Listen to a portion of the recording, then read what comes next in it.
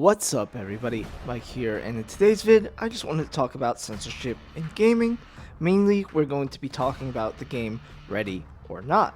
The reason being is because, well, it's definitely been the latest game to have some changes due to censorship, and because of that, it's been in a lot of hot water recently. They've been bringing it to consoles, so that's the reason why they're making changes, and also on the Steam version, it has been getting hit with tons of negative reviews. So if you haven't heard anything about this game, let me just break it down for you real quick. You play a fictionalized SWAT officer in a fake version of LA, Los Angeles, and you and your squad are sent on various missions across the county to help bring justice to the city. What isn't fake, however, are the situations that are involved in the game. Well, they are fake, but they're based roughly around real-life tragedies that happened in real life. From things like busting meth operations to mass shootings, including in a nightclub and an active shooter in a school. Now, with topics like that, this is definitely no surprise that this game isn't for the lighthearted. And it being a very tactical and realistic style shooter means that these missions are very hard to sit through if you are not mentally prepared for what's about to come. But mainly what I wanted to talk about is how we need, well, entertainment like this. Now, why do I think that? Because as much as I love the escapism that gaming brings, and how you can be transported to all these different places, galaxies, and even time frames, it is definitely more impactful when you get to simulate things in real life that you could experience going out on a day-to-day basis. Everything, even things like, job sims are really fun, but a lot of them tend to be, a lot of stress relieving, but it gives you a good picture of what that job is actually like. I'm looking at you, Power Wash Simulator. This game, Ready or Not, does really well with its missions, especially the ones about the active shooters, is that it has a lot of staying power. And things like that really just stick with you, even after completing the game, or hell, even the mission itself. It really compels you to kind of take a break and kind of absorb what just happened, because like I said, these missions are definitely not for the lighthearted. They're gonna stick with you, like they did to me. And it's just one of those things that it just brings a lot of thought. It provokes a lot of thoughts and things that we don't like to think about, but we all have to face reality. And tragic things like this do happen, unfortunately, in the real world. And I feel like when you play through these missions, your brain kind of goes through this preventative mode where it's like, yeah, this is so horrible. How do I prevent this from happening to me? Or how do I prevent this from ever happening again, period? And this is the main reason why I think stuff like this is important. It comes across to me as more informative than it does anything else. You see, because if simulating real-world tragedies prevent more real-world tragedies happening in, well, actually the real world, then I'm all aboard for it. Because if there's more people that are aware of these things and how easy it could happen, unfortunately, I think there'll be more people trying to prevent these things from actually ever coming to fruition.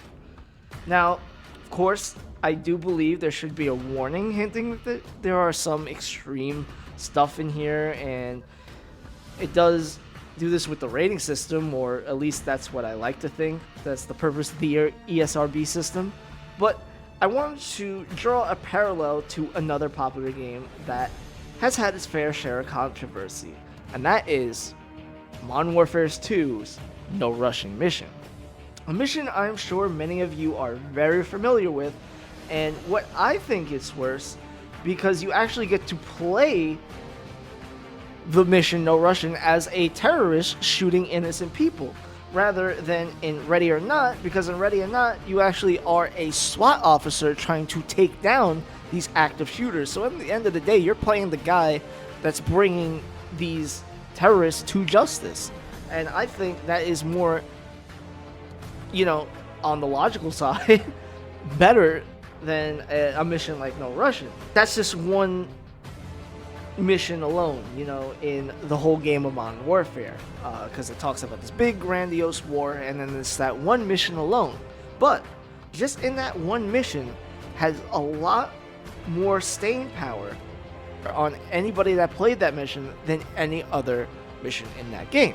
Meaning, the reason why it was so impactful was because of the realistic implications that No Russian had.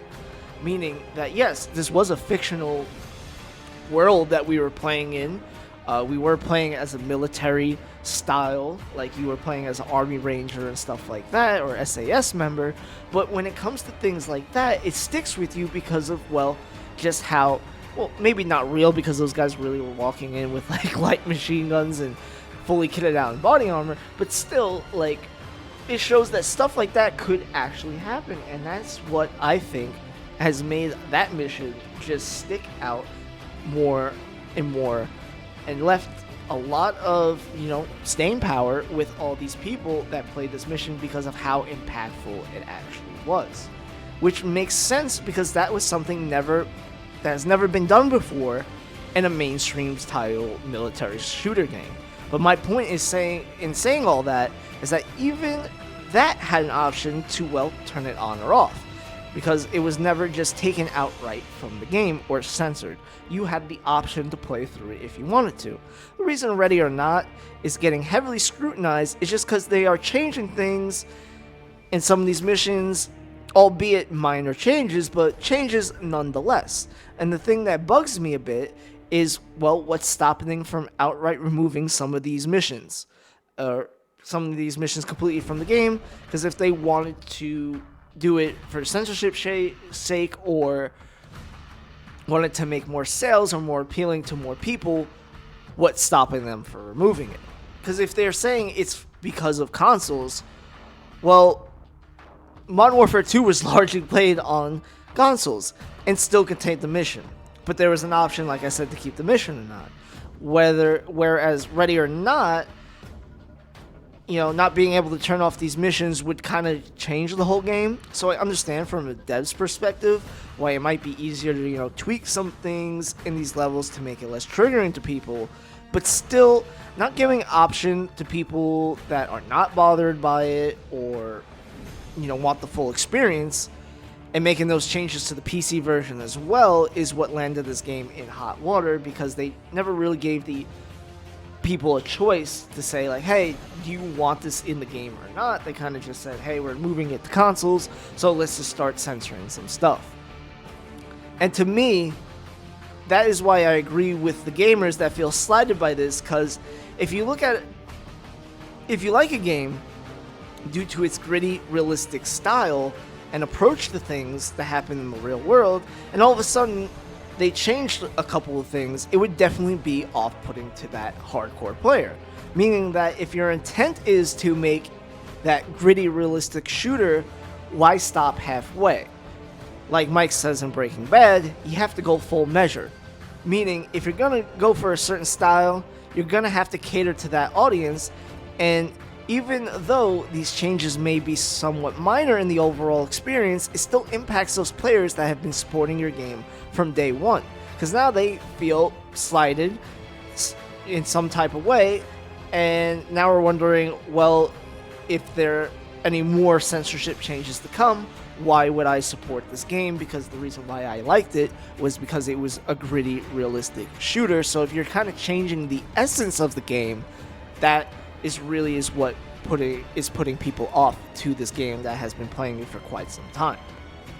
So to sum it up, censorship in gaming really shouldn't be celebrated at all, especially when it comes to games like Ready or Not, where I feel like having these situations or missions in the game is more informative rather than a cruel or used for a shock factor. Because I feel that those games like Manhunt and Condemned use over-the-top gritty violence as a shock factor rather than Ready or Not, where I feel Ready or Not uses real-world situations to simulate what a real SWAT officer might face on a day at a job, And I feel like these missions are actually respectful to anyone that has experienced any of these horrible real life tragedies, because they show just how scary they can actually be.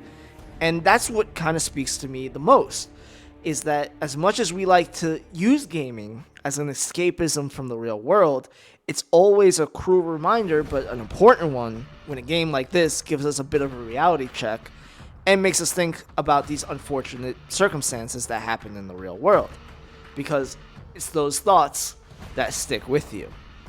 That is why I do believe that, ready or not, censorship should never be a thing. But that is it for me. I hope you enjoy watching the video. I'll see you all in the next one. Peace.